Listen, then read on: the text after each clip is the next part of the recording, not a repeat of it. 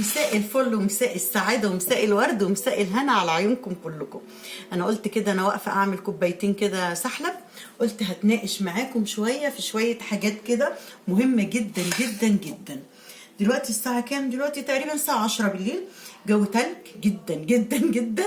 قلت اقف كده اعمل كوبايتين سحلب تمام ليا انا وزوجي. فجه في بالي حاجة مهمة جدا جدا اكلمكم فيها يعني، وهي ان انتي مش عارفه انتوا سامعيني كويس، ان انتي ساعات بص دي كوبايتي اللي قلت وريتها لكم قبل كده، المج بتاعي وده المج بتاع زوجي، شايفين هو اسود لكن طبعا الستات بتدلع نفسها بالالوان الحلوه. هو ان انتي لازم تعرفي دايما ان انتي سبب فرحه البيت. يعني ايه؟ يعني انت اللي بايدك تخلي البيت كله سعاده وهنا وفرح، وعلى طول بيتك يبقى فرحان، وعلى طول بيتك يبقى مبسوط، وانت اللي بايدك تنكدي على البيت ويبقى في غم ونكد على طول. عارفه ممكن تقولوا ايه، احنا كل حاجه كده، هو احنا السبب في كل حاجه، هو مش عارف ايه، ما الرجاله نكديين. بصوا يا جماعه، احنا لازم نسلم للامر ده، ولازم نعرف ان الرجاله فعلا نكديين. دي ما يعني بصوا ما دي بالفطره الا من رحم ربي زي ما بيقولوا. لكن في العادي فعلا الراجل ضغوط الحياه وكده بيخليه فعلا نكدي، يعني مش نكدي، شايل الهم على طول، قاعد مكشر على طول. فطبعا لازم انت اللي دايما تعملي جو حلو للبيت، انت اللي دايما تفتكسي حاجه في البيت، انت اللي دايما تخلي القعده جميله، تخترعي كلام، تخترعي حوارات وانت قاعدين اهوت دلوقتي مثلا لوحدنا، نعمل حاجه سخنه نشربها مع بعض كده، وقاعدين نشربها مع بعض. دايما اقعدي في نفس الكنبه اللي جوزك قاعد فيها، ما تقعديش بعيد كده وتروحي قاعده بعيد وهو بعيد، والصمت الرهيب بقى. حاولوا ما تمسكوش الموبايلات ابدا ابدا وانتم قاعدين مع بعض، يعني حاولوا دايما الموبايل ده يبقى بعيد خالص خالص في الفتره اللي انتوا قاعدين فيها مع بعض. اعملي حاجه جميله كلوها سوا، حاجه تشربوها سوا، بعيد عن العيال وجو الولاد. طبعا لو انتوا لسه اولادكم اطفال صغيرين، يا سلام لو طبعا التجمع الاسري والقعده الجميله دي يبقى بينك وبين اولادك وجوزك كمان. دي لازم مش اقل من مره في الاسبوع، هنقول مره في الاسبوع، بلاش اكتر من كده، علشان طبعا ايه، شغل جوزك والولاد برضو والدراسه والكلام ده كله. فانا مش عارفه الاضاءه عامله ايه، لان انا كده اعتبر في ظهر اللمبه، فمعلش بقى الاضاءه زي ما تطلع. فاهم حاجه التجمع ده، التجمع مع اولادك وجوزك، لازم تتعودوا ان انتوا تعملوا يوم في الاسبوع تقعدوا فيه موبايلات بعيده خالص عن بعض، ضحك وهزار، وكل واحد يحكي اللي عنده، كل واحد يحكي موقف حصل له، وكل واحد يحكي حاجه كوميديه، نسمع بعض احنا والولاد، ونسمع بعض، وانت تقولي لجوزك وجوزك يحكي لك ويقول ويلعب الولاد ويضحك معاهم ويهزر معاهم. مفيش حاجه اسمها ان الزوج يجي كده من بره على طول على النوم، يا اما قاعد على الموبايل على طول والولاد مش لاقيين حد يتكلموا معاه. لا، انت اللي عليك الدور تجمعيهم التجميعه دي، وتتفقي مع زوجك وتقولي له النهارده هنقعد مع الولاد، النهارده هنقعد كده نتكلم كلنا مع الولاد، نلعب كلنا لعبه جماعيه. يا ستي افرشوا كلكم في الارض كده وناموا جنب بعض في اليوم ده، يوم واحد في الاسبوع. فحاولي ان دايما انت اللي تبقي سبب سعاده البيت كله، ان انت تبقي اللي يعني عايزه اقول لك ايه، مش عارفه اوصلها لكم ازاي، بس عايزه اقول لك دايما بيتك هيبقى فرحان بيكي انت، بيتك هيبقى فيه البهجه والانبساط بيكي انت، مش بزوجك. ما تستنيش ان هو يعمل حاجه، ما تقوليش بقى وانا كل شويه انا اللي اعمل، هو كل شويه انا اللي اقول، هو كل شويه انا اللي، هو مفيش بيعملش حاجه خالص، مش هيعمل، مش مشكله. بس خليكي انت كده الورده الجميله اللي في البيت، اللي منوره البيت دايما، اللي بتفرحي البيت دايما. دي حاجه مهمه قوي قوي قوي. قعدتك ولو نص ساعة أو ساعة مع زوجك، تشربوا حاجة مع بعض وتتكلموا كده مع بعض وبهدوء، ولما يجي يحكي لك حاجة اسمعي للآخر، مش أول ما يحكي لك حاجة تروحي تنقضيه وإزاي وإيه، ودي حاجة في الشغل مثلا، يا سلام والله وأنت بتسمعها كويس قوي، والله وأنت مش عارف إيه قوي. لا بلاش تعملي كده، بلاش تقعدي تنقضيه، سيبيه يحكي كأنه بيحكي لحد من أصحابه. هو لو نيته مش كويسة ما كانش هيحكي أصلا.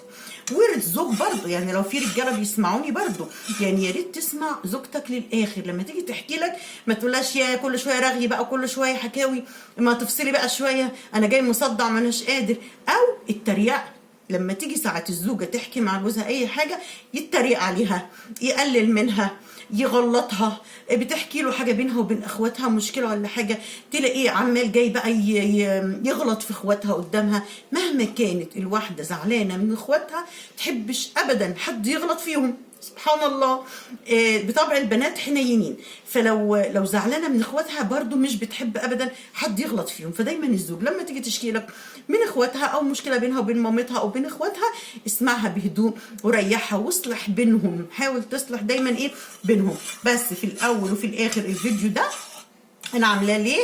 انا عاملاه علشان اعرفك انت ازاي تعملي علاقه كويسه في بيتك، تعملي جو كويس في بيتك، تخلي جو اسرتك كده جميل، تخلي القعده دي جميله. تخيلوا في جو الشتاء ده والبرد ده وقاعدين كده جنب بعض وبنتدفيين وبنشرب حاجه سخنه مع بعض، والله العظيم بالدنيا وما فيها، ونقعد نحكي نتكلم، نشوف حاجه كويسه نتكلم فيها، نشوف حاجه نسمعها مع بعض على التلفزيون كده يعني. لكن ان على طول كل واحد ماسك موبايله وقاعد بعيد عن التاني، ده مش حلو خالص خالص خالص.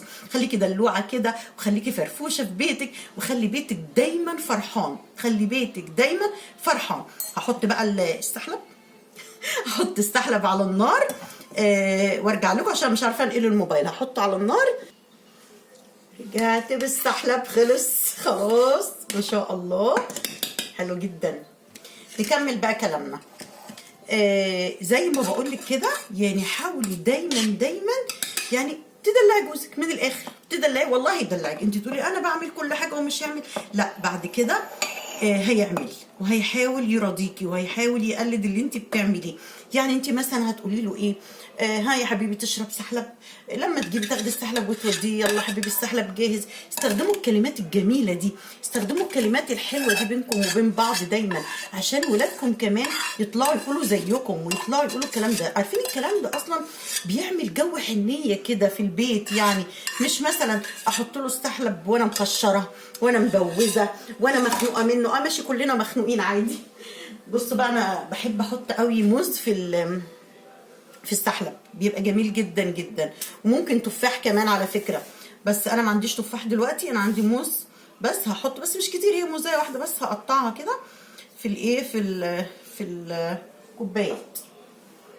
تمام. فانت حاولي بقى دايما تدلعي جوزك، تحاولي دايما ان انت تخلي الكلام الجميل حلو في بيتكم، يعني دايما الكلام الحلو في بيتكم. الابتسامه ما تفارقش وشك ابدا، حاولي الابتسامه ما تفارقش وشك ابدا. شايفين انا بحطه في كوبايه الموز اكتر، والله العظيم طيبه انا طيبه.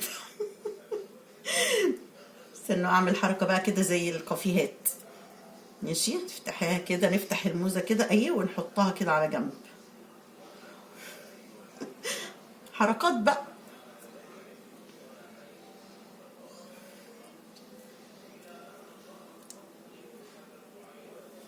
بس كده 100 100.